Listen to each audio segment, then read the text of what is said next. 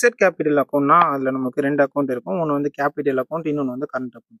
ஆனா ஃப்ளக்சுவேட்டிங் கேபிட்டல பொறுத்தவரைக்கும் நமக்கு ஒரே ஒரு அக்கவுண்ட் தான். அதுதான் வந்து கேபிட்டல் அக்கவுண்ட். அப்ப கரண்ட் அக்கவுண்ட்குள்ள என்னலாம் போட்டோமோ, அது எல்லாமே வந்து நம்ம இங்க கேபிட்டல் அக்கவுண்ட்குள்ளேயே போட்டுருவோம்.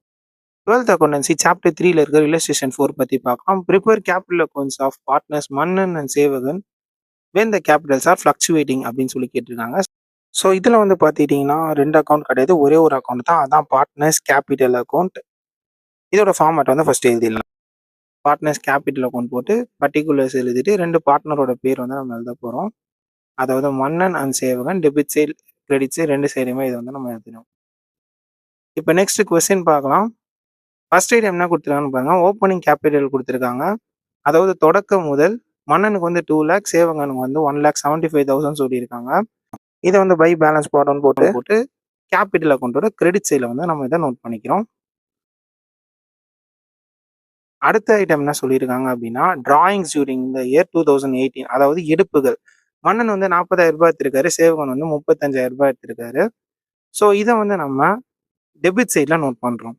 அடுத்த ஐட்டம் என்ன குடுத்துருக்காங்கன்னு பார்க்கலாம். அதுதான் வந்துட்டு இன்ட்ரெஸ்ட் ஆன் டிராயிங்ஸ். அதாவது எடுப்புகள் எடுத்தாங்க இல்லையா? அதுக்கு வந்து அவங்க திரும்ப திரும்ப வட்டி கட்டணும். ஸோ மன்னன் வந்து ரூ. 1000, சேவகன் வந்து ரூ. 500 வந்துட்டு எடுப்புகள் மீதான வட்டி வந்து கட்ட போறாங்க. இதையுமே நம்ம வந்துட்டு கேபிட்டல் அக்கவுண்டோட டெபிட் சைடுல நோட் பண்ணிக்கலாம். நெக்ஸ்ட் ஐட்டம் கொஸ்டின்ல வந்துட்டு ஷேர் ஆஃப் ப்ராஃபிட் குடுத்துருக்காங்க. அதாவது லாப பங்கு.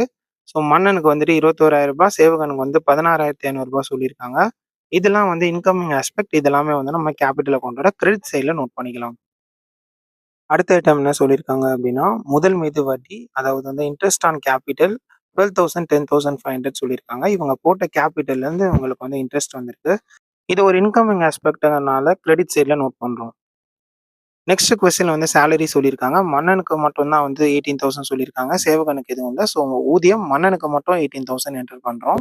லாஸ்ட் ஐட்டமா கழிவு கமிஷன் சொல்லியிருக்காங்க. கமிஷன் வந்து மன்னனுக்கு எதுவும் இல்ல. ஆனா சேவகனுக்கு மட்டும் ₹2,500 சொல்லியிருக்காங்க. அதனால சேவகனுக்கு நேரா 2,500 எழுதிக்கிறோம். நம்மளோட கிளைமாக்ஸ் பார்ட்டுக்கு வந்துட்டோம். ஸோ மன்னனோட கிரெடிட் சைட் டோட்டல் வந்து பார்த்தீங்கன்னா 2,51,000 இருக்கு. அதில அவர் எடுத்த காசு 41,000 போக பேலன்ஸ் வந்து 2,10,000 நிக்குது. அதே மாரி சேவகன் வந்து டோட்டலா அவருக்கு எவ்வளோ வந்திருக்குன்னு பார்த்தீங்கன்னா, 2,04,500 வச்சிருக்காரு. ஸோ அதுலேருந்து அவரு எடுத்து காலி பண்ண காசு 35,500. அது போக 1,69,000 சேவகனோட பேலன்ஸா இருக்கு.